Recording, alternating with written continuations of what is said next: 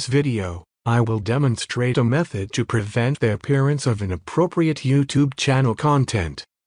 For instance, if you are a parent or a senior family member and wish to restrict certain YouTube channels from appearing on your or your children's devices, follow these steps. Open the YouTube application. While scrolling through your feed, locate a channel with content you deem inappropriate or unsuitable.